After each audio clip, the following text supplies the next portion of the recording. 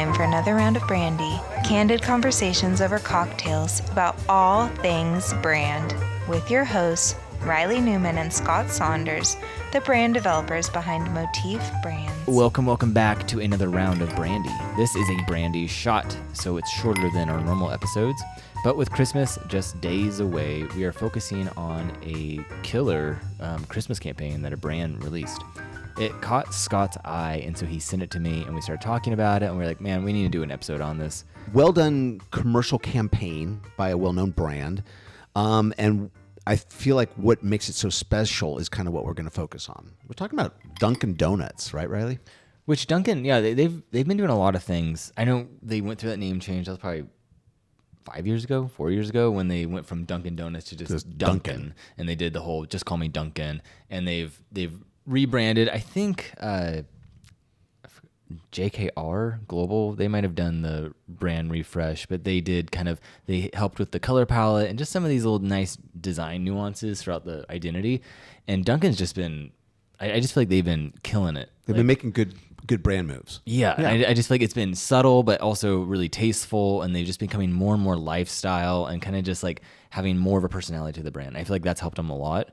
And now with this holiday campaign, kind of like we were talking about last week, was they hit up the holiday mode, right? Everyone's in the Christmas mode right now. Everyone has that on their mind, the nostalgia, the feeling of Christmas. And again, they didn't just approach it as just doing an ad that is wearing this, this cloak of holiday magic, but they actually, they went a step further. Yeah, and I feel like that's what made it so special and actually makes it click as a ad campaign. And the product that in the campaign is specifically is for their Munchkins, which is basically their kind of brand name for their donut holes that have different, made of different cakes and different frostings. They're all very unique, and there's a whole slew of them. But yeah, they're donut holes. They brand up to be called Munchkins. And so this campaign, and if you go on YouTube, in fact, I think we'll probably put a link to the commercial in the description for this episode, so you can go back and see what we're talking about. But basically, the commercial is so nostalgic the way they've done it, even to the point that it looks like they've kind of replicated it to look like stop motion clay type of animation. It's an animated commercial. What I love is that they have created a story that is endearing, that's emotionally charged, that is kind of plays into kind of universal human concepts, and they've humanized an object. Basically, the Munchkin, the donut hole, is now kind of like a character. It's come to life, and it wants to be like, it wants a home. It kind of lanes in. It reminds me of, when you watch the commercial, it reminds me a little bit of the Island of Misfit Toys that was in the, highlighted in the Rudolph the Red-Nosed Reindeer, old Rankin and Bass, Christmas specials. Because it kind of lends itself of the human element of always wanting to, for just being wanted, the desire to be wanted and to be loved and to be chosen, to be selected. And I feel like anything that capitalizes on that, it immediately engages itself emotionally. And I feel like the brilliance, so like Scott said, it's in this very claymation-esque kind of stop motion. It reminds me of my kids watch Corey Carson on Netflix, kind of that animation. Wallace and Gromit, that's what it reminds me of. Yeah, it kind of has this like, it's just and to me, for some reason, claymation like that is so tied to nostalgic Christmas because of Rankin Bass and all of that. They're just direct, unless it's Tim Burton. Tim Burton's like the only exception. But then what's brilliant about it is that the ad opens up where Dunkin' Donuts is written on top of a little building that is cute and quaint looking. It looks like a local donut shop. But it's in snow. There's snow. There's a little car out front, and they tie in the brand colors of the orange and pink, but in a nice kind of more like retro way. But the type on top of the building is not in the Dunkin'. It's not the Dunkin' logo. It's actually just Dunkin' Donuts in a nice little neon script. And to me, it's like they right off the bat show them as this local donut shop. It's not corporate. Like Dunkin' Donuts is massive. Yeah, it's like it's not a chain. It's like, no, this is it. And then only when you look through the windows, you actually see the Dunkin' logo.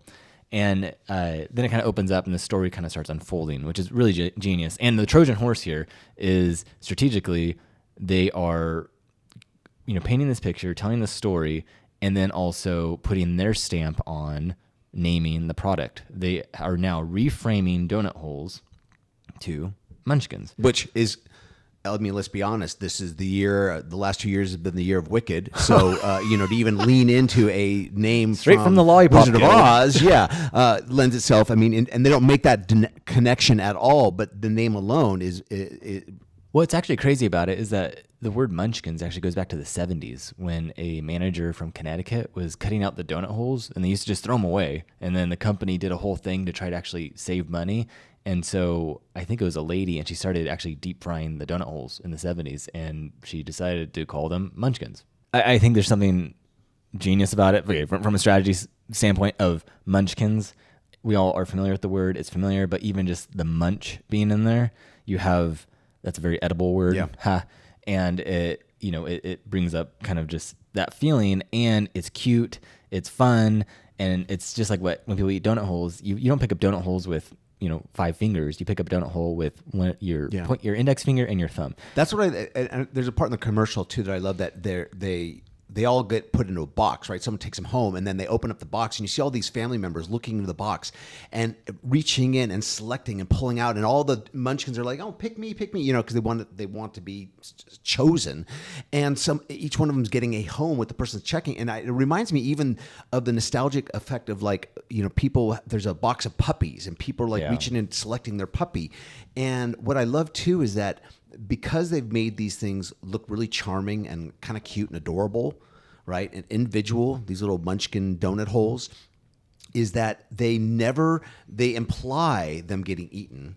Like at the end, it was talking about they found their home and he's got powdered sugar all over him, and then they show a tent and they show the girl and him like together, but then they look at her and she's smiling and she's just got powdered sugar around her lips. They never show this cute little thing getting actually put into the mouth of someone. They imply it, but that's why create a really cute, emotional, charming thing and then kind of, pull that the record needle, and scratch that and just kind of ruin that moment or have it come to a screeching halt. So it's just smart little choices. Well, and like Scott said, so then during the process of the video, they're showing the little Munchkins, the donut holes, get decorated in different ways. They are getting sprinkles on them. They're getting the sugar coating. They're getting all these different things. So they're all different. And then when they're in the box, it's this nice assortment. And then everyone's kind of picking them. And to me, I've always been fascinated by this, but you can always get someone to eat more if you cut up something into smaller slices. So if you have a party, if you have bigger things, people won't. They'll hesitate to grab it, right? But even with a donut, let's say you have whole donuts out, you'll have less people grab them versus if you cut up the donuts into quarters or something, people will go by, they'll eat that, and then they'll eat that, and they'll keep going. And so even to me, that's like holidays. That's charcuterie board, right? That's the essence of it. And so them showing that you can have this for the family, have this for parties or whatever, and people will come by, and they, like Scott said, is that they don't show them popping it into their mouth, but it's very evident in the film, in the little animation, that it's a one bite situation. Yeah, it is. And so, and that's great for social settings. That's great for, you just pop it in your mouth and you're done. Yeah. And so there's a lot of, it's cute because to me, it brings reference to like that the donut hole who you got this sense they had this desire to have a home, right? And the home isn't to be sitting on the shelf with your soft animals or on the little girl's bed or whatever. It was like the home was to be in her stomach, to be in her tummy. That was and so it found its home. But you just don't see it in that way. And then here's the end, the crux of it is at the very end too, the brand messaging that the Dunkin wanted to lean into, kind of like what we talked about with Coke and Christmas, is they lean into it even more. What was the brand saying they had, Reilly? I think it was. So the ad ends after the child sneaks the last donut hole and they eat it, and it says, sometimes the smallest part is the best part. And then it fades out and it goes to the Dunkin' logo and it says Munchkins kind of written in this kiddish font underneath. And it says, the holidays run on Dunkin'. And then Munchkins appears underneath it. And which I think that's their thing, is that runs on Dunkin' is like their kind of. But the holidays run on Dunkin' Munchkins is basically the end caption. the commercial. And again, it's just one of those things where they decided to not. They could have promoted these things in so many different ways, showing a realistic party, people bringing them. But the fact that they went this route, the fact that they decided to, first of all, as a brand, have emotional story, which connects with people, connects with an audience, becomes memorable, it's endearing. And those are powerful brand moves. Even if you watch it, again, we'll put the link in there. It's only 60 seconds. Yeah. And Buck did it, which they're a great firm who does a lot of great animation stuff. I've seen their stuff throughout the years. And just right away, you have a child who goes up to the Dunkin, the windows, and they clear the fog or the mist or whatever, the frost, the mist from the glass, and they're peering through the window and looking in. And so right away, you must have like this, like, how much is that doggy in the window kind of setup. And then they come into the store all excited, and then you're introduced to the Munchkin, and they have a little face, and they're all cute and all that. And it's just, to me, it's like, it's pretty brilliant because they don't show the transaction. They don't show the kid having to buy it or the parent buying the Munchkins, but they show the desirability. They show the child, which all of us have an inner child, so it speaks to adults clearly, is that you have this childlike desirability of, oh, I want the little thing, the little sweet treat. I want to eat that. And it just, I think they painted the picture so nicely. Yeah. And again, they framed it all in the nostalgic kind of winter wonderland Christmassy vibe, and that was a huge home run for it. So yeah. I think they'll probably get a good response from this. I think the same thing. It's like that emotional thing of like, even like, I mean, I'll admit it. I love, like, when I'm driving by and there's like a Christmas tree lot, and there's like, or it's like a Lowe's or something, right? And there's one tree that no one claimed, and you're like, oh man, poor tree.